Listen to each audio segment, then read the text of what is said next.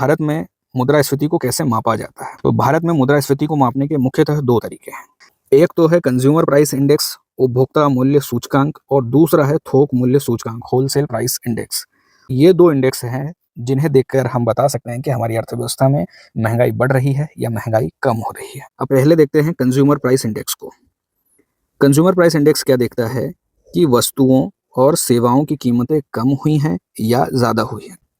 अब यही बात डब्ल्यूपीआई भी देखता है, लेकिन यहाँ पर दोनों में अंतर है, और मुख्य अंतर यही है कि ये जो कंज्यूमर प्राइस इंडेक्स है ये देखता है कि कंज्यूमर लेवल पर वस्तुओं और सेवाओं की कितनी कीमतें बढ़ी हैं या कितनी कीमत कम हुई है।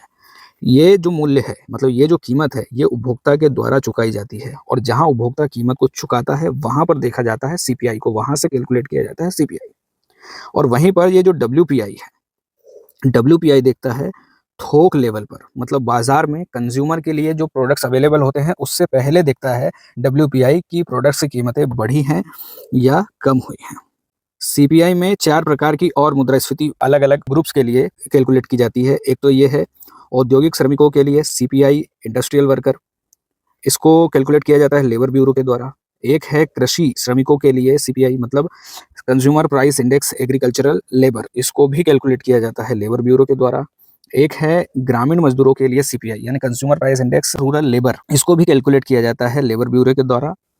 और चौथा है शहरी गैर शारीरिक कर्मचारियों के लिए सीपीआई यानी consumer price index for urban non manual employees, इसको कैलकुलेट किया जाता है central statistical office, ministry of statistics and programme implementation के द्वारा।